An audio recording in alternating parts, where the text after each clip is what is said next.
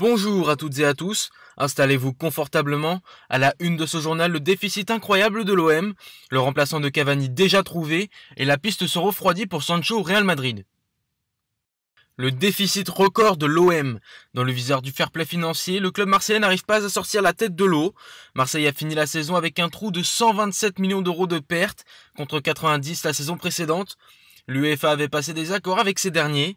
Tout d'abord, ils devaient réduire leurs dépenses pendant 4 saisons suite à un non-respect du fair play financier. Le vice-champion de France était même engagé à afficher un déficit maximum de 30 millions d'euros sur l'exercice 2020. Un seuil très largement dépassé. Qualifié en Ligue des Champions, le projet sportif olympien est une réussite. Économiquement, c'est autre chose. Le remplaçant de Cavani trouvé, et il est plutôt jeune, le joueur de 18 ans Arnaud Calimundo devrait profiter du départ de l'Uruguayen pour avoir sa chance dans l'effectif.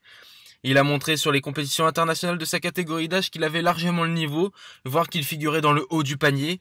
Il a beaucoup progressé dans l'activité loin du but et dans son adresse, en témoignent ses buts à la Coupe du Monde des moins de 17 ans, 5 en 6 apparitions. Il peut avoir du temps de jeu, a indiqué le sélectionneur U19 des Bleus Jean-Claude Giuntini. Leonardo est sur la même longueur d'onde puisqu'il refuse de le prêter. Tout semble acté pour qu'il devienne l'attaquant numéro 3 dans les choix de Tourelle, derrière Mbappé et Icardi. Une belle promotion pour le joueur d'1m78. En revanche, le club de la capitale compte laisser partir un autre Titi. Après Tanguy Kouassi, c'est Adil Aouchiche qui est sur le départ. L'international U18 ne va pas signer son premier contrat pro avec le PSG. Comme le rapporte TF1, le joueur réclame un temps de jeu beaucoup trop important pour Tourelle, même si Paris doit faire une ultime offre en évoquant un possible départ de Julian Draxler et qui offrirait plus de temps de jeu à Aouchiche. Ils sont en fin de contrat et il y a un vrai risque de les perdre. On fait des efforts et donner des possibilités de jouer, mais le fait est qu'ils n'ont toujours pas signé. Le règlement est cruel, a confié Leonardo aux colonnes du JDD. Neymar déjà reparti. À peine revenu en France après avoir passé le confinement au Brésil, le numéro 10 du PSG a rejoint Marco Verratti et Lavezzi à Saint-Tropez. Il ne sera pas resté longtemps dans sa maison de Bougival dans les Yvelines. Marquinhos n'est pas bien loin non plus, lui qui est aussi parti dans le coin en vacances avec sa femme et ses enfants.